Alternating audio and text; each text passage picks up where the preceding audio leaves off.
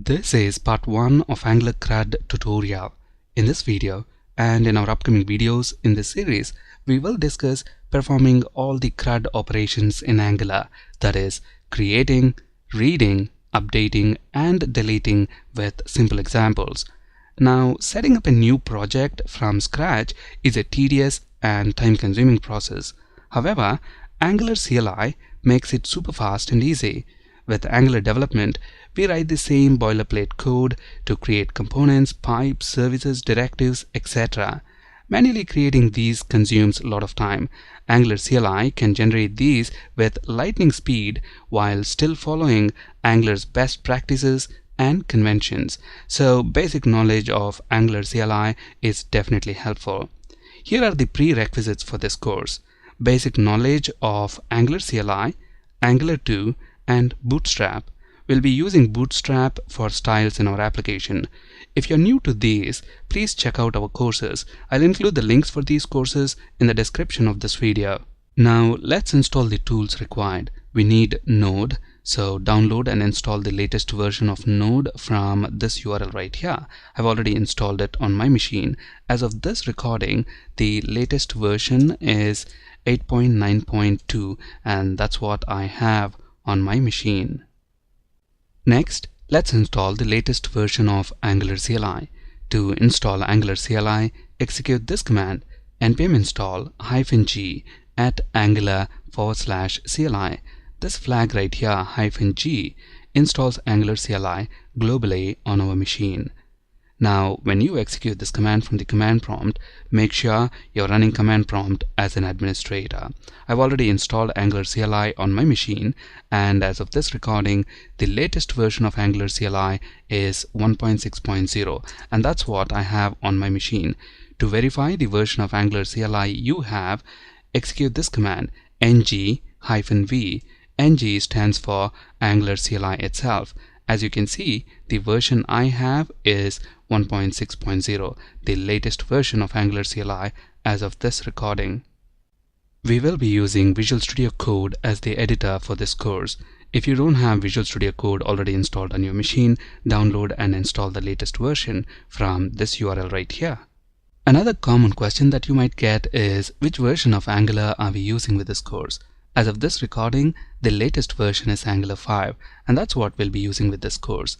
But the concepts that we are going to discuss as part of this course, we can apply them to Angular 2 and any version after that. Once you have all these required tools installed, let's generate a new Angular project using the Angular CLI. To generate a new project, we use this command: ng, which stands for Angular CLI itself, new because we want to generate a new Angular project, and then we specify the name of the project. We want our project to be named Angular CRUD. And then we don't want test files to be generated for our components, so I'm going to set this option, skip-tests, to true. We'll discuss testing components in a later video. For now, let's not generate the test files for our components. And then once we press the enter key, this is going to create a new Angular project with this name, Angular CRUD. I've already executed this command, so I'm not going to execute this again. After the project is successfully created, change into the directory that contains your project by executing this command. Here, Angular CRUD is the folder which contains our project. As you can see, I am already within the Angular CRUD folder. I created this project directly within C drive, so at the moment I am already in the project folder.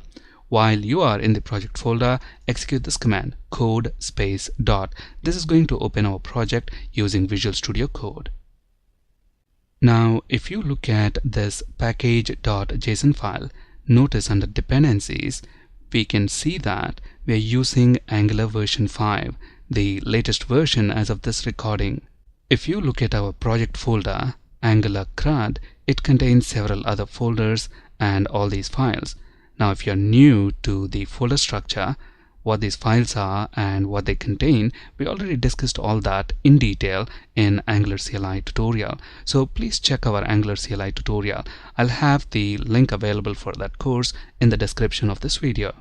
There is one more thing left to install, and that is Bootstrap. We'll be using Bootstrap for styles within our application. So let's go back to the command prompt and execute this command: npm install bootstrap @3 -- save.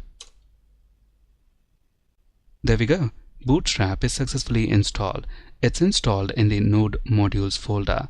For us to be able to use Bootstrap, we'll have to include a reference for the Bootstrap style sheet within the Angular CLI configuration file. Now the Angular CLI configuration file is this one, .angular-cli.json.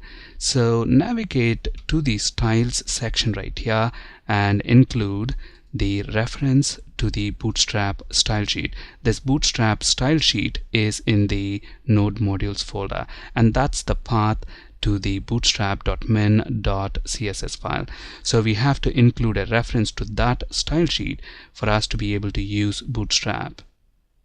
So at this point, we have installed all the required tools. We have also created a brand new Angular project. Let's run this project to make sure it actually works.